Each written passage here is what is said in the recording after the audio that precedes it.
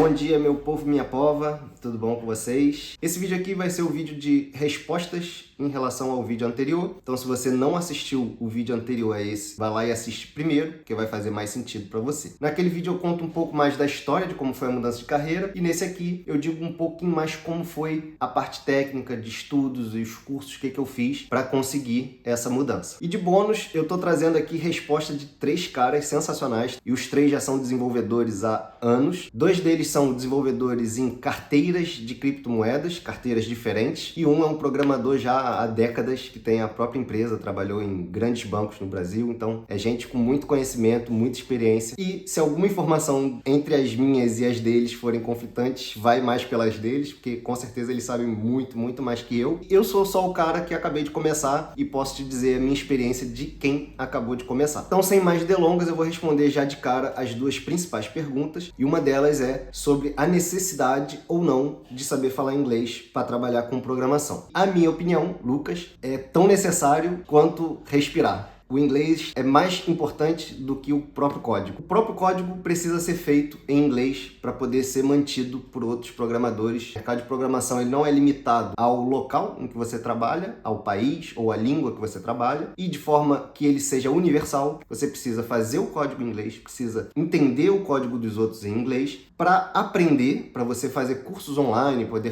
pegar material, documentação de bibliotecas, todas essas coisas. 99% disso vai estar em inglês, e se você não souber falar inglês, vai ser uma barreira, um dificultador, que eu não recomendo. Você vai ver aqui de vez em quando a tabelinha atrás de mim são as respostas desses 3 caras, foi a forma que eu enviei para eles e eles me responderam. Primeiro, o Vinícius fala assim, ó: eu acho necessário inglês para a vida, não só para TI, que é tecnologia da informação. Mais de 50% do conteúdo disponível na internet é em inglês. E o Douglas já diz que é necessário, não é, mas fará grande diferença na carreira. Então é isso aí, ó. A opinião não quer dizer que vai ser sempre igual de nós 4. Beleza? E o Jonathan, já mais alinhado aqui a minha, o Vinícius, diz que é obrigatório para quem quer estar na programação. Em primeiro lugar, isto abre uma oportunidade de acessar mais materiais e documentação. Em segundo lugar, abre oportunidade de trabalho além mar. Mas, principalmente, o brasileiro tem que perder a síndrome do vira-lata. Você não precisa ser fluente para conseguir uma vaga, mas como tudo na vida, você tem que evoluir um pouco a cada dia e entender que nem todo gringo fala bem o inglês. Isso é uma grande verdade. Eu, quando fiz aquela viagem para a Alemanha para buscar um carro, eu fiquei impressionado como os alemães,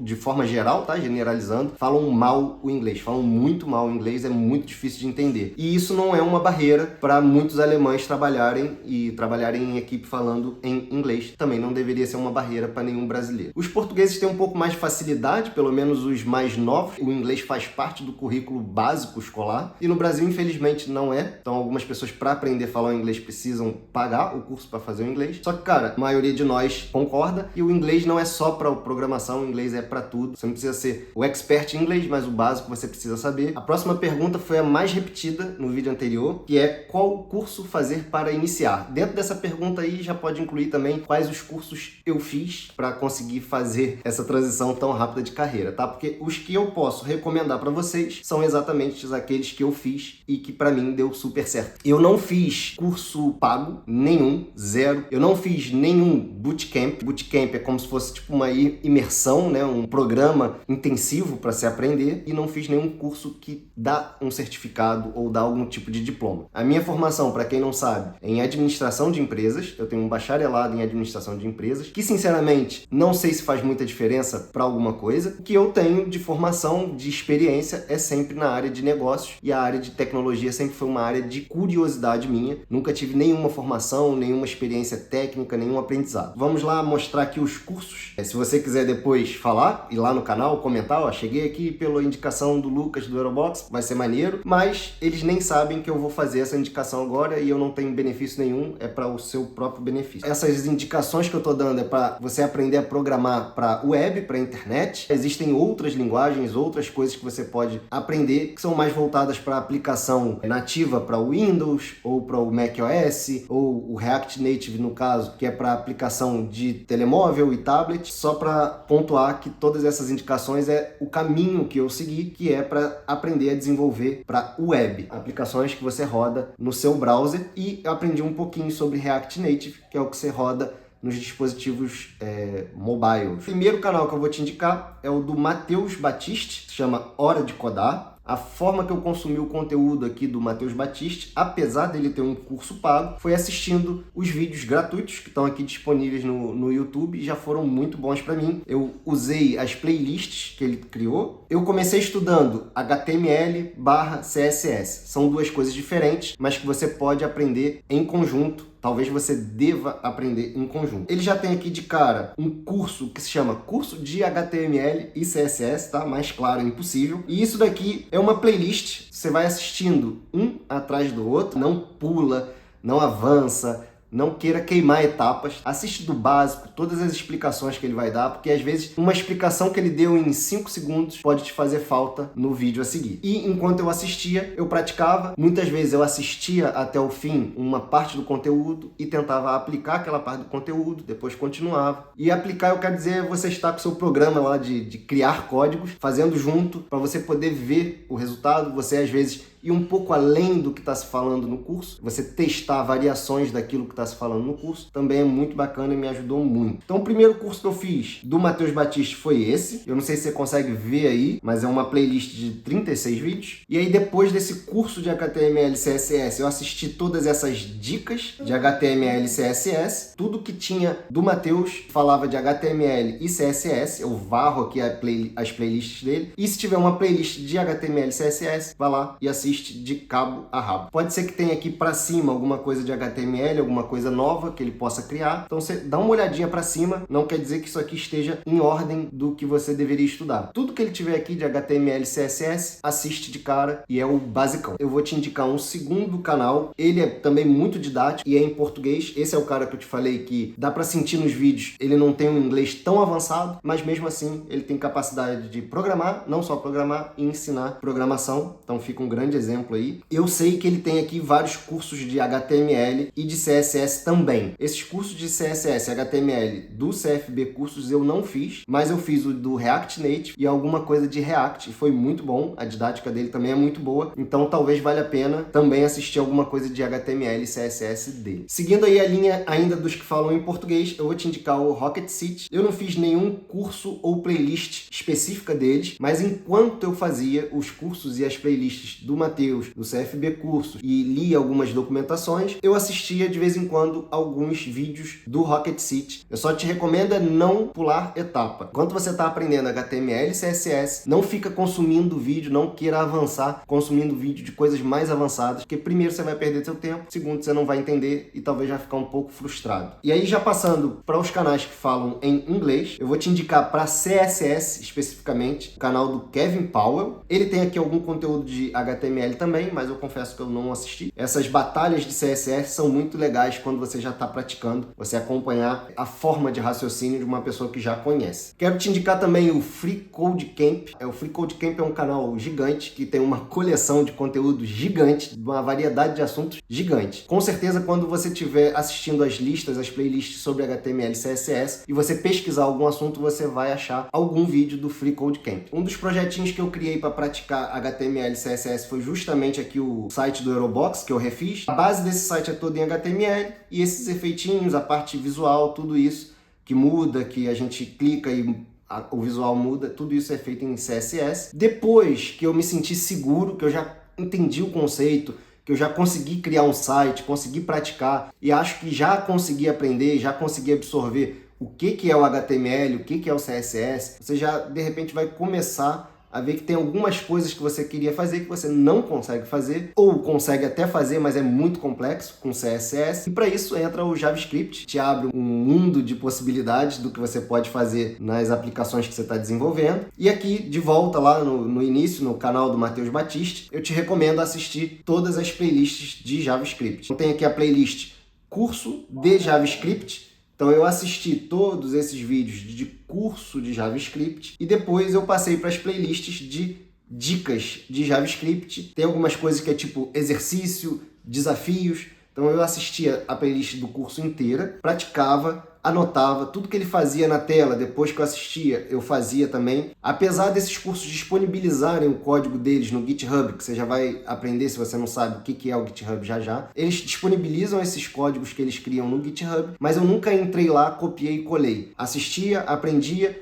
e depois voltava ao vídeo e ia fazendo, digitando eu mesmo, eu ia absorvendo enquanto eu mexia meus dedos, eu ia absorvendo um pouco mais do conteúdo. Nunca usei copiar e colar, mas sim copiava eu mesmo, olhando e copiando aqui no meu computador. Para isso, uma tela grande ou duas telas facilita, porque enquanto você está assistindo uma tela, você está criando código na outra. O CFB Cursos, Free Code Camp, Rocket City, todos esses canais que eu falei têm conteúdos de JavaScript. O conteúdo de JavaScript é infindável na internet, mas o curso que eu segui, que eu fui passo a passo, fui praticando passo a passo, foi o do Matheus Batista. É o que me fez entender um pouco do JavaScript, que é um pouco mais complexo, é um pouquinho mais difícil de entender. O passo a passo que ele fez, para mim, foi muito bom. Então eu recomendo você começar por aí e depois se aventurar em outros. Durante o curso você já vai fazer algumas práticas, alguns desafios, mas depois que você finalizar o curso, não para por aí, tá? Vai procurando todos os desafios que ele criou de JavaScript e vai fazendo. Inclusive, ele tem feito aqui novos. Eu mesmo tô para pegar aqui uma playlist que ele criou e fazer todinha, porque são desafios de JavaScript, eu acho que são legais. Por exemplo, na fase que eu tô, é muito bom você fazer desafios para você experimentar coisas diferentes, porque aí nas entrevistas, quando você fizer uma entrevista técnica, que o cara vai te dar um desafio, você não fica muito assustado em ver coisas que são surpresas, coisas que vão ser diferentes, e você vai praticar esse seu raciocínio para lidar com coisas assim que você não tinha pensado antes. Eu estudei 2 semanas intensas só de HTML e CSS, mas quando eu digo semanas intensas, eu digo aí semanas de, às vezes, num dia, eu ficar quase 16 horas estudando e praticando, tá? Botava o fone de ouvido, ignorava tudo que acontecia à minha volta, tava lá focado, estudando, em hiperfoco. Foi muito intenso, foram muitas horas sentadas na frente do computador, mas foi dessa forma que eu consegui fazer de forma tão rápida. E aí, depois que eu já tinha um pouquinho de segurança, algum conhecimento de JavaScript, eu entrei no mundo do React. Quando eu comecei a estudar o React Native, foi aqui no canal do CFB Cursos que eu fiz toda essa playlist. E aí depois que eu fiz toda essa playlist, todo esse curso, é muito legal que ele faz bastante prática durante o curso, você vai desenvolvendo junto com ele. Fui aprendendo e praticando React Native, principalmente aqui nessa playlist. E depois todos os desafios que eu encontrava enquanto eu estava estudando, eu tentava fazer para absorver um pouco mais do conteúdo. Mas aí nessa parte do React Native, que é a framework do React para dispositivos móveis, para celular e para tablet. O conteúdo de React Native do Rocket City é muito bom. Eu só nunca segui nenhuma playlist específica, mas sim ia consumindo conteúdos aleatórios, montando a aplicação do zero até o fim junto com eles. É muito bom para complementar esse curso aqui do React Native. E quando eu estava estudando React, eu vim aqui de volta no canal do Matheus Batista, tem aqui o curso de React. Todos os vídeos dele ele abre assim, fala galera, beleza? E você vai ficar com isso na tua cabeça mais do que qualquer código. O React puro, ou React.js, é para desenvolvimento de aplicação web, aquelas que vão rodar no browser, e é a que eu uso no meu trabalho atualmente. Talvez um caminho mais simples do que eu fiz ainda é aprender o HTML, CSS, depois aprender o JavaScript e depois aprender talvez direto o React. E se você quiser desenvolver para dispositivos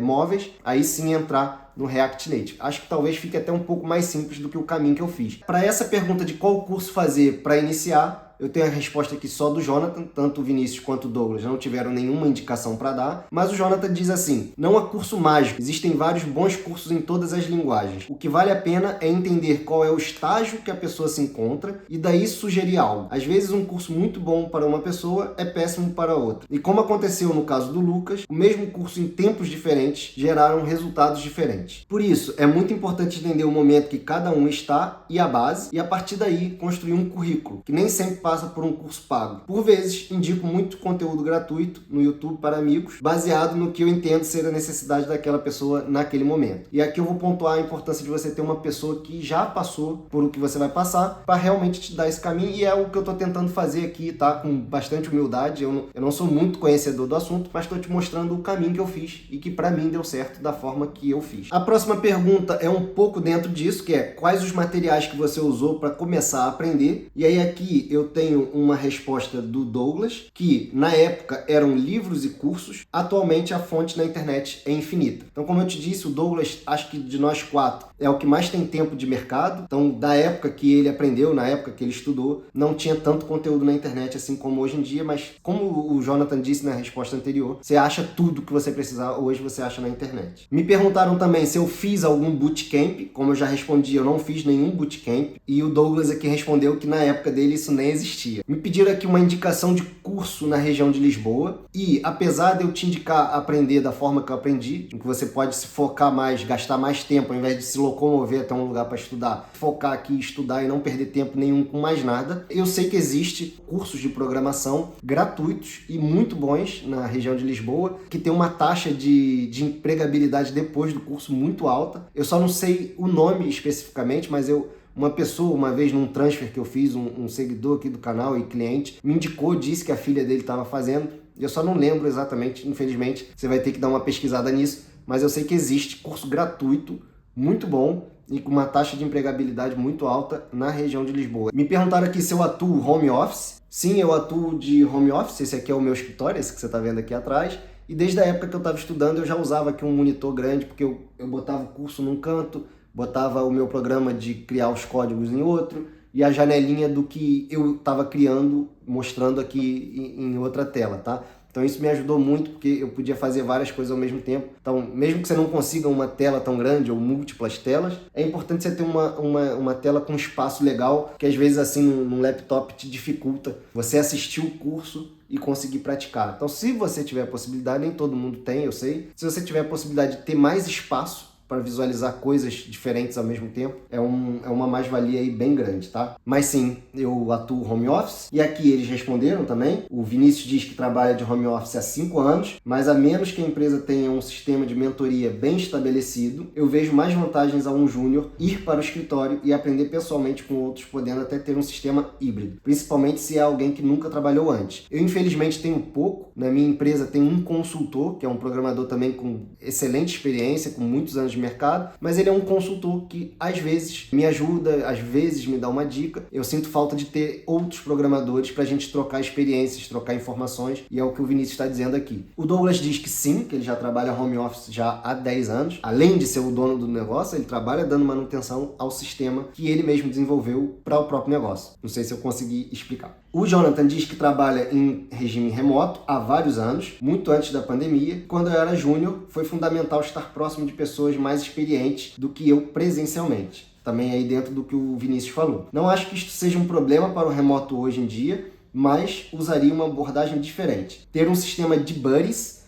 é parceiros, né? Por exemplo, onde o júnior teria acesso, canal aberto, com um sênior para falar a qualquer momento via vídeo, pois cria conexão e accountability para ajudar justamente ele a desenvolver como se fosse um colega de trabalho presencial, mas que ele possa falar sempre por vídeo. Isso realmente faz falta. Apesar de não trabalhar remotamente quando eu estava trabalhando com turismo, é claro, eu tenho o costume de trabalhar em casa, tanto nas edições dos vídeos, todos os vídeos do canal foram editados na minha casa, mas também lá no Brasil, quando eu trabalhava ainda com a minha empresa de roupa, eu trabalhei alguns anos como home office, mas aí por causa de segurança, infelizmente, mas trabalhava de casa e já tinha também esse costume. Então, para mim, sempre foi muito bom e eu sou muito eficiente trabalhando de casa. Seu primeiro trabalho como programador foi baseado em quais tarefas/linguagem? Apesar de eu ter estudado isso aí que eu te falei, HTML, CSS, JavaScript, e depois ter focado no React, nesse trabalho que eu entrei, o código, a maior parte dele é feito em PHP, que é uma linguagem que até o meu primeiro dia de trabalho eu nunca tinha visto. E aí eu tive 3 semanas no trabalho para aprender alguma coisa junto com um programador que estava saindo da empresa, o qual eu ia substituir. Então eu tive 3 semanas para aprender um pouco de PHP, e também tinha uma parte do sistema que era em Java. Não confunda JavaScript com Java. Java é uma outra linguagem. Eu não me aprofundei tanto, mas eu aprendi o básico para conseguir dar alguma manutenção no sistema que a empresa tinha, tá? E tem até hoje, inclusive. Mas não vamos nos concentrar por aí, porque eu entrei nessa empresa, o sistema atual é nessa linguagem, eu precisei aprender um pouco sobre isso para dar manutenção a esse sistema, mas graças a Deus, o dono da empresa, junto comigo e com esse consultor, a gente decidiu em conjunto recriar todo o software da empresa em React, e hoje eu trabalho com React usando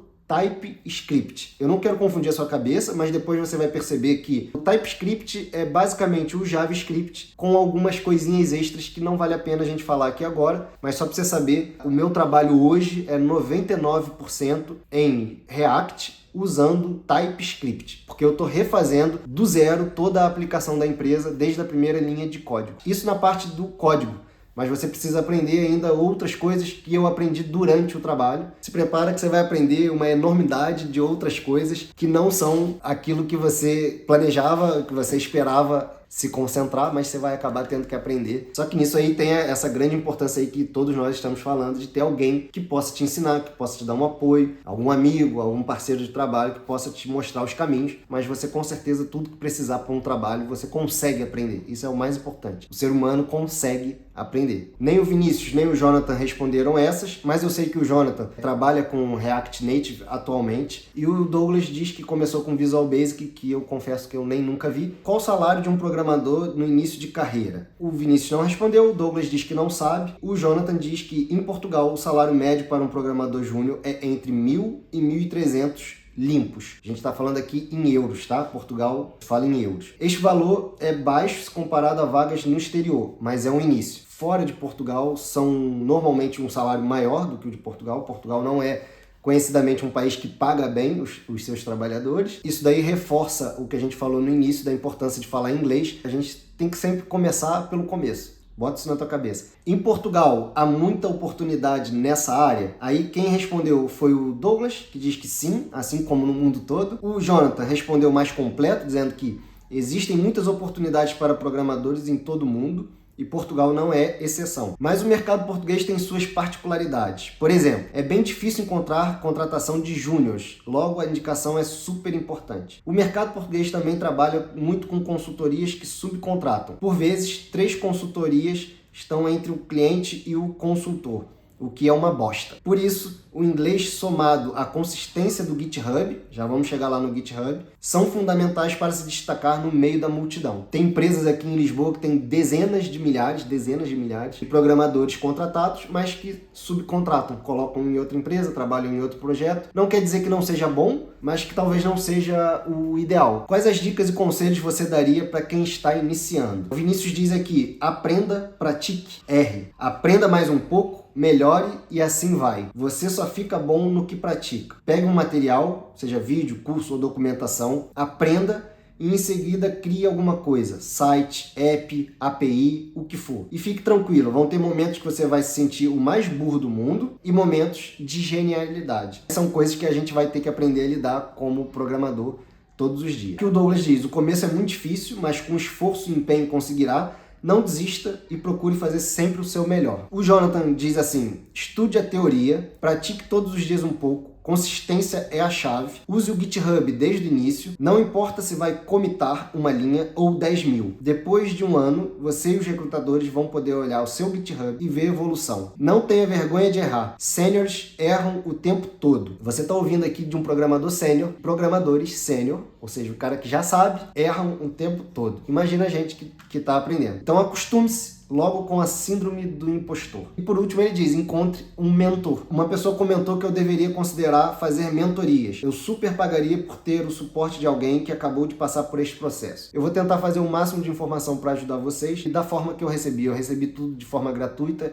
e vou tentar passar tudo de forma gratuita. O Jonathan já fala aqui, ó, vamos fazer um marketing para um amiguinho. E o que ele quer dizer com isso é que ele começou agora um canal no YouTube em que ele vai fazer justamente quase que uma mentoria para todo mundo que quiser seguir ele. E eu te recomendo que você se inscreva lá no canal do Jonathan, porque ele está no início do canal, e é justamente aí que você vai poder conseguir consumir o conteúdo dele desde o início, e vai aprender bastante coisa, e talvez vai poder ter aí o Jonathan como mentor, como ele foi para mim, ele pode ser um mentor para você também, através do canal do YouTube dele. Então, não deixe de se inscrever lá, vou botar aqui embaixo de novo, vou deixar o link também na descrição.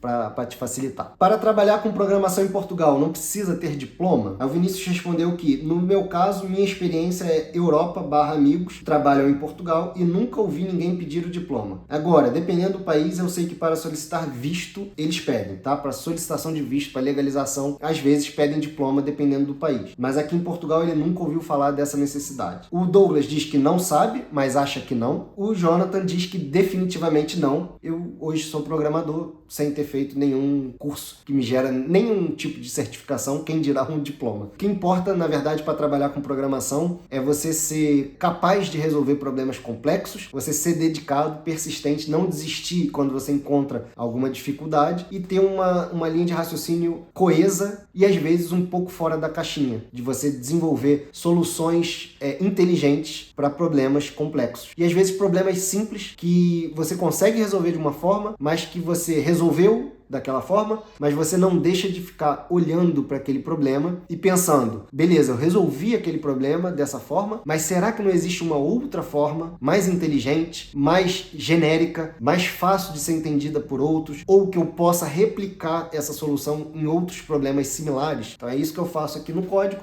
Acredito que o Vinícius, o Douglas e o Jonathan também façam, porque é aí que você vai se destacar. Quando uma pessoa, tipo um consultor desse que faz consultoria para a empresa que eu trabalho, um cara que já sabe diferenciar um bom código, uma boa solução, de uma má solução, de um mau código, um cara desse vai ver o teu código e vai ver, pô, esse cara aqui realmente ele se preocupa com o que ele está fazendo, ele não só simplesmente faz. E acho que isso é uma lição para a vida, não só para o código, mas para tudo. Tudo que você fizer, fazer com afinco, repassar, revisar, pensar. Cara, Deus deu a gente um cérebro que é pra gente usar, tá? Então, vamos usar o cérebro. Às vezes a gente precisa fazer uma coisa para desenrascar, para resolver rápido, mas nada impede de quando a gente tiver uma folguinha, um tempinho, mesmo que seja fora do horário de trabalho. Você tem que ver tudo isso que você faz na programação como um aprendizado e um desenvolvimento da tua carreira. Então, mesmo que durante o trabalho você tenha que fazer aquilo para resolver um problema, para cumprir uma meta ou um prazo, você fora do horário do trabalho, nos seus estudos, volta lá no código do teu trabalho, revisa, pesquisa, vê se não tem uma solução melhor para aquilo que você já fez e vai desenvolvendo dessa forma. E é assim que eu tenho feito. Você precisou rever alguma coisa de matemática ou cálculo? Eu senti necessidade, pois eu comecei fazendo curso de algoritmos e lógica sem definir uma linguagem específica e estou cursando engenharia de software. Na verdade, o meu caminho foi exatamente o oposto. Eu escolhi uma linguagem para aprender, no caso React Native e React, na verdade uma framework. Com a ajuda do Jonathan, eu vi o caminho que eu precisava seguir para chegar ali. Eu tinha o meu alvo, o mundo do React, e o que eu precisava para chegar nele. E eu preciso do quê? HTML, CSS, JavaScript. Não preciso de mais nada para chegar em React. Curso de algoritmo, curso de lógica. Talvez isso acrescente? Talvez, mas o nosso tempo é limitado. Então eu foquei todas as minhas horas de estudo em exatamente aquilo que eu precisava para chegar aonde eu queria chegar e que, graças a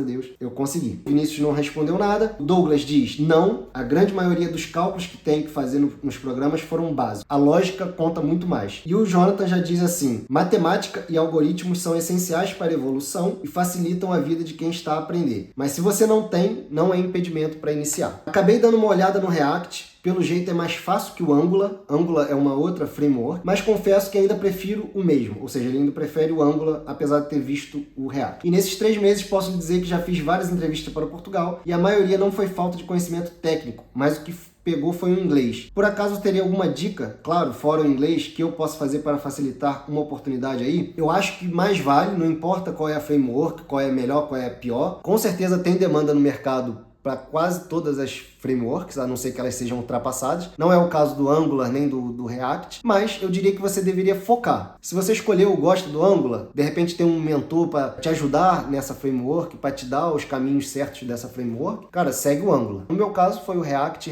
Native, justamente porque eu tinha o Jonathan como amigo e como mentor que pudesse me dar o caminho nisso. E eu sei que o mercado tem uma grande demanda por React, também tem por Angular. Como o tempo é limitado, foca numa coisa para você virar o programador em alguma coisa, poder trabalhar como programador naquela coisa. Depois você expande os seus horizontes. Isso aí que você disse sobre a barreira do inglês, confirma tudo que eu disse até agora sobre isso. O Vinícius não tem uma resposta. O Douglas diz que não conhece essas tecnologias. E o Jonathan diz que o GitHub é atualizado todos os dias. Afiar o inglês, gerar algum conteúdo, ainda que básico, e publicar. Por exemplo, o que eu estou fazendo aqui agora, ou escrever um blog, alguma coisa do tipo. Quando a gente tenta descrever alguma coisa, a gente também aprende. Coisas que eu aprendi aprendia durante esses cursos que eu tô te indicando, práticas que eu fazia, eu depois tentava mostrar pra Natália. Mesmo que ela não tenha interesse nenhum e viajava enquanto eu tava explicando, o fato de eu estar explicando, eu tô aprendendo também. Então isso é muito legal mesmo. E aí ele diz que isso mostra comprometimento, que é basicamente o que deveria ser esperado do júnior, porque o resto,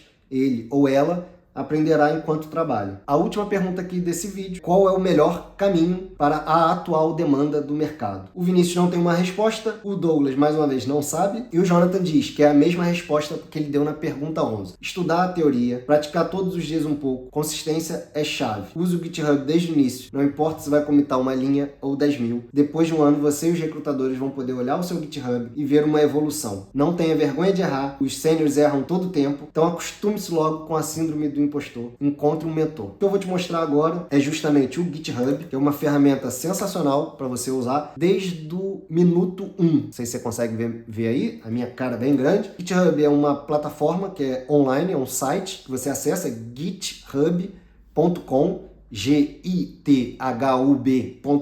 Você vai lá, faz uma conta. Tudo que você fizer de exercícios, tudo que você fizer de tarefas enquanto você está estudando, desde o dia 1, desde o momento 1, pega tudo que você fez no fim do dia e envia para o GitHub. Você vai ter que aprender, pega aí um curso online sobre GitHub, vai ter uma curvazinha de aprendizado de como usar o GitHub, como mandar o seu código para o GitHub. Eu posso dizer que basicamente para o trabalho ele é usado para tipo, você tem um código, no caso meu aqui eu tenho o software da empresa, ele está no GitHub, e aí aqui no meu computador eu tenho o código, eu tenho o arquivo do código, que é associado a esse código da empresa que está no GitHub, a gente chama de um repositório, é onde esse código está no GitHub, imagina como uma pasta desse código no GitHub. Enquanto eu estou trabalhando aqui na minha máquina, no meu computador, eu estou acrescentando, ou modificando, ou excluindo coisas desse código. No fim do dia, eu faço um commit, eu mando esse código para o repositório do GitHub. O que eu fiz no meu computador, eu atualizo o código do GitHub. Tem aí umas nuances que você vai aprender enquanto você estuda sobre GitHub. Toda vez que eu comito, quer dizer que eu pego o código que eu fiz no meu computador e mando para o GitHub. Esse código pode ser de forma privada ou pode ser de forma pública. Enquanto eu estava aprendendo, tudo que eu fazia de exercício, todos os experimentos que eu fazia, todas as aplicações que eu fazia para estudar e praticar, eu colocava no meu GitHub, cada uma com um repositório separado, para eu poder demonstrar, não só para mim, como ele disse, recrutadores, pessoas que pesquisam o teu currículo, depois vão entrar no teu GitHub e vão poder ver a sua evolução desde o dia 1 até o momento atual, o que você foi capaz de evoluir. O que é o da empresa, infelizmente, a gente não pode botar de forma pública. Vou te dar o exemplo do meu GitHub. Eu tenho aqui os meus repositórios, que imagina aí, são as minhas pastas onde eu mando os meus códigos. E aí aqui tem algumas lá do início. JS Concepts and Practices. São conceitos e práticas de JavaScript. Eu criei quando fiz a playlist do Matheus Batiste de JavaScript. Então, cada pastinha dessa dentro desse repositório é uma aula do curso de JavaScript do Matheus Batiste. E aí aqui dentro dessas pastas, por exemplo, sobre else if e else. Aí dentro dessa pasta tem aqui o código em HTML que eu fiz. Dentro dessa pasta tem aqui a parte de JavaScript, que é justamente o que a gente estava aprendendo na aula com o Matheus Batiste. Mesmo que isso aqui seja extremamente básico, eu olhando hoje em dia, pode ser que isso não pareça que valoriza muito para o currículo, mas valoriza pelo fato de eu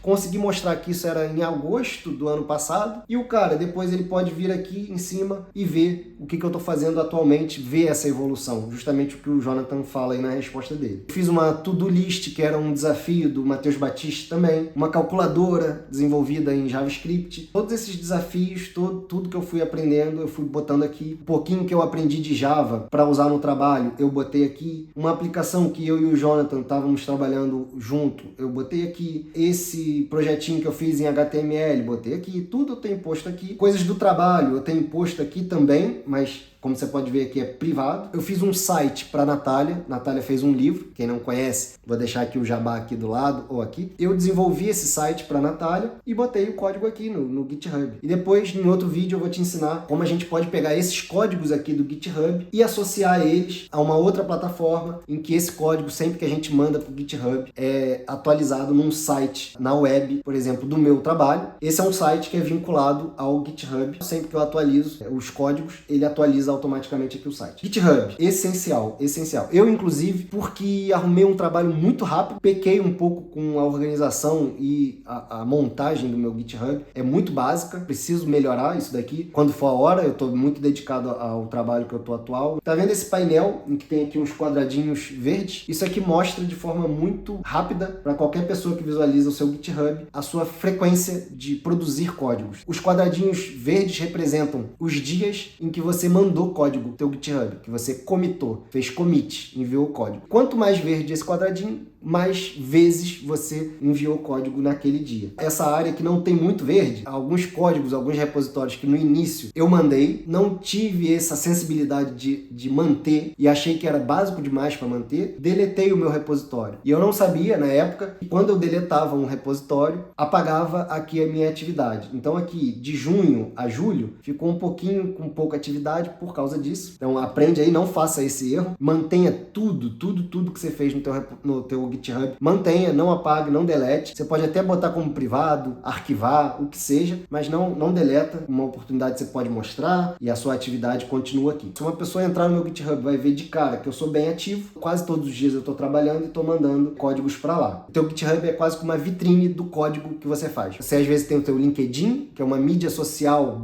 / currículo, e o teu GitHub é o seu currículo do código. Esse é o GitHub do Jonathan, aqui os repositórios dele e aqui a atividade dele. E eu vou encerrando as respostas às perguntas de vocês do vídeo passado por aqui. Desculpa o vídeo ter ficado muito longo, mas a gente aqui está falando de conteúdo e assunto sério em relação a mudanças de carreira, em relação a coisas que afetam financeiramente de verdade aí você e a sua família. Então eu não queria fazer de qualquer jeito. Eu já estou aqui atrasado, preciso correr. Se você ficar aí com alguma dúvida daquilo que a gente falou aqui, bota aí nos comentários do vídeo. E aí dentro de um período eu posso selecionar essas perguntas para tentar responder nos próximos vídeos. Eu vou demorando um pouquinho entre um vídeo e outro, porque realmente o tempo está corrido, mas estou fazendo aqui o máximo para poder passar essas informações e ajudar, que eu sei que tem muita gente que está aí numa fase precisando dessas informações. Não esquece das mídias sociais aqui do Vinícius, do Douglas e do Jonathan. Você que está aí aprendendo, principalmente segue lá o canal do Jonathan, porque ele vai te passar informações aqui como eu estou passando, mas com muito mais experiência, com muito mais base. Boa sorte aí nos estudos, para quem for querer seguir esse caminho. Tenha consciência de que nem tudo na vida é para todo mundo. Algumas pessoas têm mais facilidades com determinadas coisas. Não fosse assim, o mundo só teria profissionais de determinada função, só daquelas que dão mais dinheiro. O objetivo da gente aprender ou mudar de carreira não pode ser só o dinheiro. Claro que ele conta muito, mas deve ser também aquilo que você sente que tem intimidade, aquilo que você gosta, aquilo que você tem interesse, porque sendo assim fica muito mais fácil. Nem todo mundo vai ter a habilidade que o outro tem. Tenha consciência de sentir se isso é para você ou não. Tenha a humildade de, às vezes, pode ser que não seja, pode ser que você tenha facilidade em qualquer outra coisa. Eu, por exemplo, o Jonathan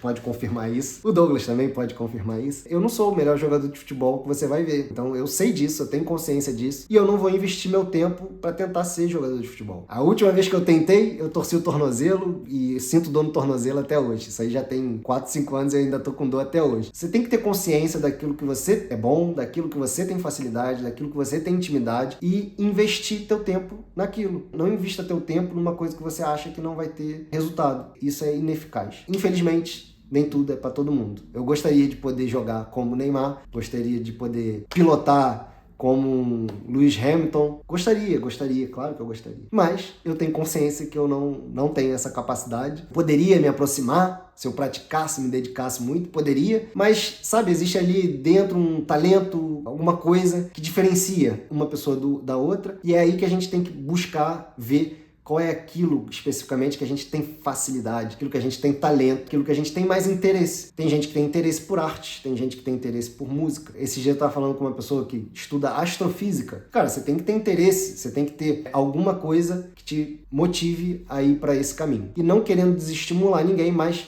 pensa, experimenta de repente um pouquinho aí desses cursos. No início já começa a pensar se realmente isso é para você. E se for, cara, mete bronca, mete a cara, com dedicação. Você sendo uma boa pessoa já ajuda muito, você sendo honesto, comprometido. Você só dá prazo se você tiver certeza que você possa cumprir. Se você não tem certeza possa cumprir, não dá o prazo, diz que você não sabe. Se você já é uma boa pessoa, você já tem boas práticas de trabalho, seja em qual área for, já é um bom caminho andado para você se tornar um bom programador. Se você gostou, não esquece de curtir. Se você não é inscrito no canal ainda, se inscreve para não perder os próximos vídeos. E a gente se vê no próximo. Tchau!